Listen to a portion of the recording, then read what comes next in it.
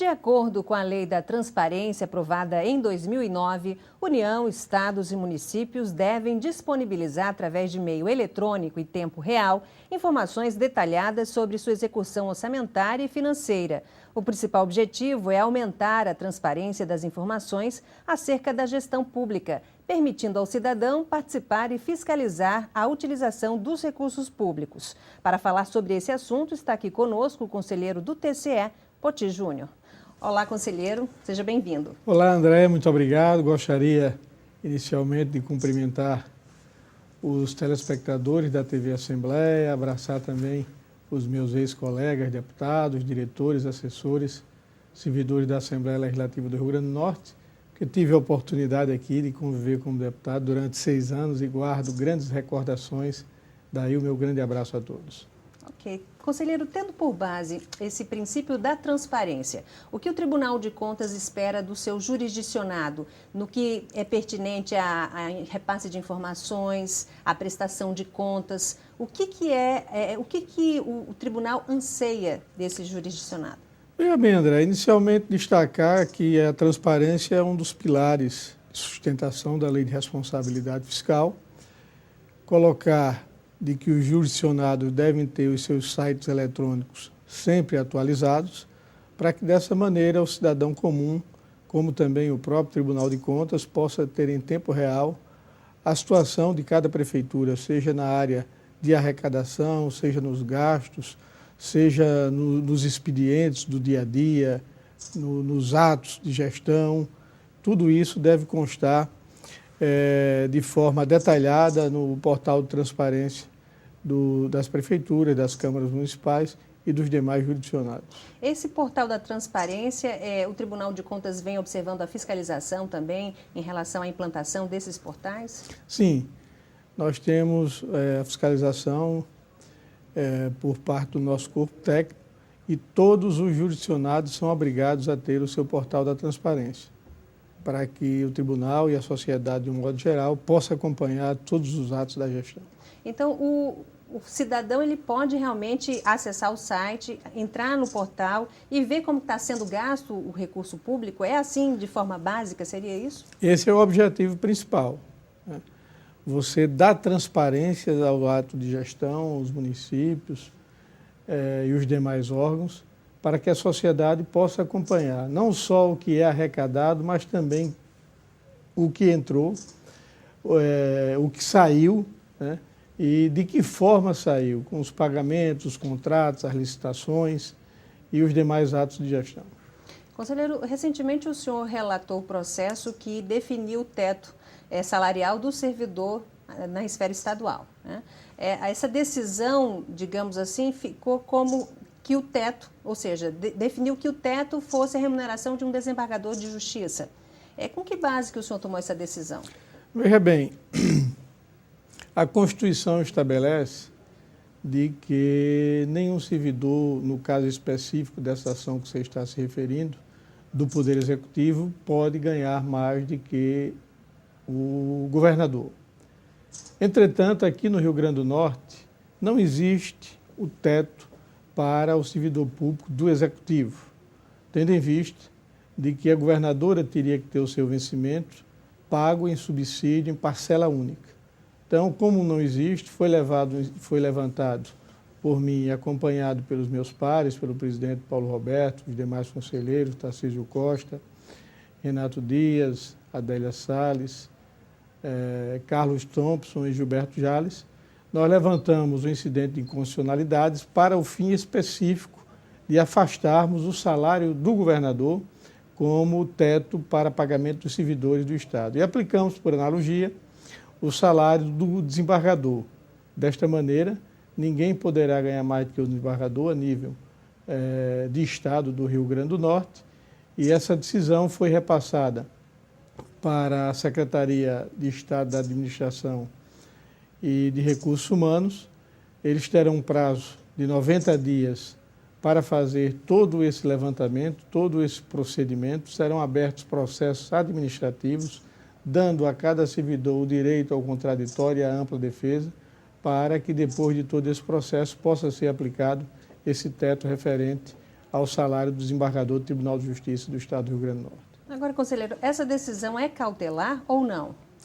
Ela foi oriunda de uma representação do Procurador-Geral, Dr. Luciano Silva Costa Ramos, que solicitou uma cautelar, que é uma medida provisória, Sim. é uma medida preventiva, que levou em consideração principalmente a questão da fumaça do bom direito existente nessa causa, bem como o dano ao erário que estava sendo causado com esses servidores ganhando mais do que é permitido por lei, pela Constituição. Então, isso foi a grande motivação, digamos assim, dessa cautelar? Foi a grande motivação da cautelar e foi bastante discutida também no âmbito do Tribunal de Contas, tanto é que tivemos uma decisão unânime, nós tivemos a oportunidade de relatar, mas a nossa decisão foi referendada por toda a Corte, de modo que o governo do Estado, através da Secretaria de Administração e dos Recursos Humanos, terá o prazo de 90 dias para concluir esse trabalho e só após a conclusão desse trabalho é que será aplicado o abate-teto. Certo. Ou seja, já que é uma medida cautelar, qual é o próximo passo agora? Ou seja, cabe recurso? Como é que funciona? Veja bem, ela vai ser cumprida no âmbito do governo do Estado, depois esses autos retornarão ao Tribunal de Contas para que seja julgada em definitivo. Sim, mas a medida, então esse é o trâmite natural dessa... Mas a medida cautelar, o principal objetivo dela foi verificar que estava sendo causado esse dano ao erário e a sua decisão, né, com o objetivo de atender a esse pedido cautelar, foi para evitar essa sangria nos cofres públicos. Mas a situação, digamos assim, de dificuldade financeira que o Estado enfrenta, teve também peso nessa provocação, digamos assim? Isso Não, foi se discutido perante a Corte? Não, essa questão realmente todos nós sabemos a dificuldade que o Estado está enfrentando, mas a principal razão dessa definição, dessa decisão, foi a questão realmente legal, a questão de exigência constitucional de estabelecimento do teto para o funcionalismo público do Estado do Rio Grande do Norte, nessa ação especificamente em relação ao Poder Executivo. Conselheiro, qual o impacto econômico dessa decisão do Tribunal de Contas? André, foi feito um levantamento, inclusive com base em informações passadas pela própria Secretaria de Administração e Recursos Humanos, algo em torno de 3 milhões de reais mês. Aí se você multiplica por 12, por mais o 13º, a questão das obrigações sociais deve ultrapassar aí os 40 milhões anos, sem dúvida alguma. Então, o teto ficou um pouco acima dos 25 mil reais, é isso? Para ser mais preciso, R$ 25.323,50, que é o que percebe um desembargador do Estado do Rio Grande do Norte. Esse prazo que foi dado à Secretaria de Administração está sendo observado, ou seja, está sendo fiscalizado a decisão?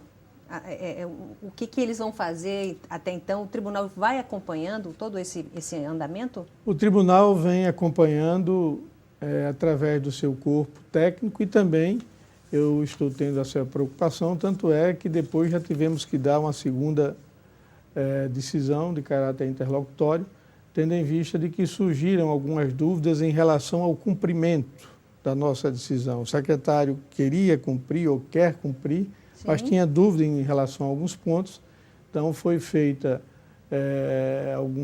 alguns questionamentos ao tribunal para esclarecimentos, e esses esclarecimentos já foram prestados e o procedimento continua sendo verificado no âmbito do Poder Executivo Estadual. Ou seja, sempre que o Tribunal de Contas for acionado, ele vai estar ajudando, contribuindo para que essa decisão realmente seja cumprida pelo Estado, né? É verdade. Esse é o objetivo principal, é o cumprimento da lei, né? Da legislação. Não temos outro objetivo em relação a essa questão, senão dar cumprimento ao que estabelece a Constituição, sobretudo diante da provocação que foi feita pelo Ministério Público Especial que atua junto ao Tribunal de Contas do Estado. Agora, caso essa decisão seja ou venha a ser descumprida, já há penalidades previstas pelo regimento do Tribunal de Contas, ou seja, ou já foi se discutido pela Corte o que fazer? Já foi discutido. No caso, o secretário de Administração, ele terá uma multa diária pessoal, né? será aplicada a ele por cada dia de descumprimento. Evidentemente, se houver razões que justifiquem um pedido de prorrogação, naturalmente o tribunal irá analisar, mas a princípio, após expirado o prazo dos 90 dias, ele poderá ser multado. Conselheiro, o Tribunal de Contas vem se aproximando cada vez mais do cidadão, através dos seus canais de comunicação, através de projetos desenvolvidos pela Escola de Contas, que é um órgão do Tribunal de Contas. Como é que o senhor vê a importância do controle social, né, em relação aos gastos públicos? Como é que o senhor hoje observa a contribuição que o cidadão pode dar, né, para esse controle? Porque existe uma pirâmide que às vezes alguns brincam e falam que é uma tríade, né? Controle social, controle externo e o controle interno. Então, assim, o controle social é muito importante, não? Sem dúvida alguma. A sociedade tem que acompanhar, daí essa facilidade agora com o portal da transparência, e o objetivo do Tribunal de Contas é também se aproximar da sociedade. Essa questão do controle interno é importante, que cada órgão, que cada jurisdicionado procure também ter o seu próprio controle interno para evitar muitas vezes erros, às vezes formalidades que comprometem uma administração. Então, de forma que esse controle interno tem que ser aplicado, o tribunal defende, o presidente Paulo Roberto, que seja executado no âmbito do jurisdicionado, o controle externo, a fiscalização que é efetivamente realizada pelo Tribunal de Contas, e também o controle social que é feito pela sociedade. E lá nós temos, por exemplo, a questão da nossa ouvidoria. Sim. Estamos recebendo constantemente representações, denúncias, e todas essas representações e denúncias, elas são apuradas. Nós verificamos se elas procedem realmente. Temos a nossa Escola de Contas, como você bem frisou, que realiza cursos preparando o jurisdicionado, mostrando como deve ser feito o trabalho. Isso demonstra de que essa questão do controle interno, do controle externo e do controle social, eles juntos dão mais transparência e objetivam principalmente uma boa aplicação dos recursos públicos. E uma excelente ferramenta é agora o portal da transparência, né? O cidadão ele vai estar acompanhando em tempo real esse gasto, né? Com o gasto público, digamos assim, né? Com todas as informações, elas devem estar nesses portais, né? Sem dúvida. Inclusive, André, até o mês de maio, os municípios com menos de 50 mil habitantes não tinham essa obrigação. Sim. Depois de maio, não. Todos têm essa obrigação de ter o seu portal da transparência, que é uma ferramenta hoje indispensável para se acompanhar a questão dos gastos públicos e da fiscalização. O tribunal tem também uma missão nobre, uma missão pedagógica de orientar os gestores, mas principalmente com essa questão do portal da transparência, é importante que cada um cumpra com sua obrigação e dessa maneira saia ganhando a população. E caso o cidadão ele tenha alguma coisa a denunciar, enfim, a ouvidoria está de portas abertas no Tribunal de Contas para receber esse cidadão, não? Sem dúvida alguma, a ouvidoria está bastante atuante e constantemente chegam algumas representações e denúncias e elas são repassadas aos conselheiros. E dessa maneira vão sendo apuradas cada denúncia ou representação que chega para ser realmente constatada a sua veracidade. Porque muitas vezes a gente tem que ver que existe nos municípios também algumas brigas políticas e o tribunal não pode participar dessas disputas paroquianas. Então, nós temos que ter um trabalho de grande responsabilidade, mas dando resposta à sociedade que almeja que esses recursos sejam aplicados de forma eficiente. Em relação, conselheiro, à competência do Tribunal de Contas, né? A parte da população ainda desconhece o real, a real competência do próprio Tribunal de Contas. Muita gente confunde, acha que é um tribunal comum, enfim. Por que o senhor acha que isso acontece? Veja bem, eu acho que falta um maior diálogo. E o presidente Paulo Roberto, como eu disse anteriormente, está tendo essa preocupação de procurar aproximar o tribunal da sociedade, para que todos entendam que o tribunal está ali para fiscalizar, para orientar e para fazer com que os recursos sejam aplicados devidamente, para que os recursos possam ser aplicados de maneira que venha atender às necessidades da sociedade. Daí ser bastante importante essa abertura, como eu coloquei, da questão da ouvidoria e da Escola de Contas, para aproximar cada vez mais a sociedade do Tribunal de Contas do Estado do Rio Grande do Norte. O senhor é um conselheiro novato, digamos assim, está há pouco tempo no Tribunal de Contas. Como é que o senhor foi recebido pela Corte? Fui recebido muito bem, em decorrência de minha escolha pela Assembleia Legislativa do Estado do Rio Grande do Norte, uma disputa com o deputado Fábio Dantas, que também seria um grande conselheiro, é um grande companheiro, advogado, também conceituado, preparado. Então, depois da escolha, eu fui recebido de braços abertos pelos meus colegas hoje, e na época o presidente era o conselheiro Tarcísio Costa, e graças a Deus tenho procurado honrar e dignificar o nome do Tribunal de Contas, trabalhando em conjunto com os meus pares, na certeza de que o nosso trabalho venha a receber esse reconhecimento pela forma eficiente com que ele está sendo realizado. Conselheiro, nesse pouco tempo de Tribunal de Contas, o que o senhor destacaria, digamos assim, como alguns obstáculos ou dificuldades na hora de fazer essa fiscalização, o que o senhor já observou? Bem, eu acho que hoje as coisas estão mais facilitadas em decorrência do acesso à informação, da publicidade, da transparência. Então, hoje já temos essa facilidade. Evidentemente que hoje, o que acontece muito ainda é algumas dificuldades, questão do tempo, mas isso é necessário. Se tem algumas pessoas que reclamam da questão de uma certa lentidão por parte da Justiça, de um modo geral, e no Tribunal de Contas também não é diferente, mas é importante se preservar o direito à ampla defesa e ao contraditório, né? Eu acho que o que não pode ser cometido é injustiça.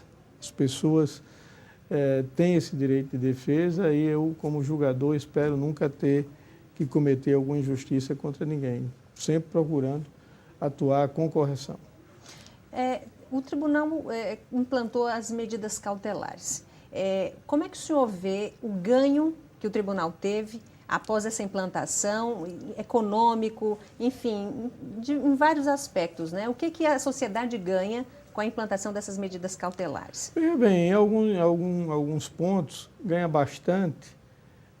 Nós temos, inclusive, algumas providências de suspensão de licitações duvidosas, e isso se evita o gasto indevido. E na hora que você gasta indevidamente, na hora que você evita o gasto que é mal feito, você está ganhando. Na hora que esse dinheiro é bem aplicado, aplicado em obras estruturantes, em serviços necessários à população, a sociedade está ganhando. Então, o tribunal tem tido também essa questão da prevenção, e essa prevenção é importante porque possibilita a economia de recursos públicos, e essa economia, evidentemente, sendo bem aplicada, será revertida em favor do bem comum. Conselheiro, o que o senhor acredita que o Tribunal de Contas necessite nesse momento para, digamos assim, avançar ainda mais no seu trabalho? Que ferramenta ou que apoio, digamos assim, o tribunal pode obter para que esse trabalho seja melhor executado? Bem, André, eu acho que a cada dia que passa esse trabalho vai ficando mais eficiente. Então, essa parceria existente entre o tribunal e a sociedade, eu acho que é uma coisa que vai crescendo, e à medida que ela vai crescendo, vai fortalecendo a nossa fiscalização, e na medida que fortalece a nossa fiscalização, os gestores vão tendo mais cuidado na aplicação dos seus recursos, e havendo todo esse somatório, sem dúvida alguma, sai ganhando a população com a melhor aplicação desses recursos. Eu gostaria agora que o senhor deixasse uma mensagem para o jurisdicionado, para encerrar essa entrevista.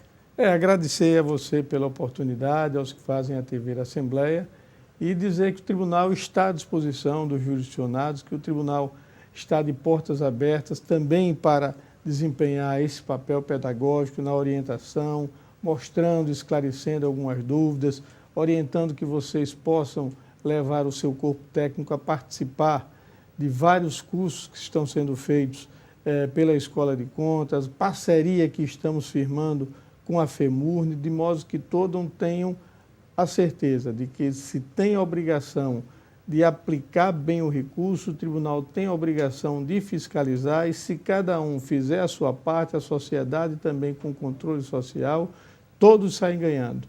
E o dinheiro sendo bem aplicado é melhor, é desenvolvimento para o Estado, é prosperidade, é melhores serviços prestados à população. Obrigada, então, conselheiro Poti Júnior, por todas as informações. É um prazer tê-lo conosco. E a você que está em casa, obrigada pela companhia e até o próximo programa.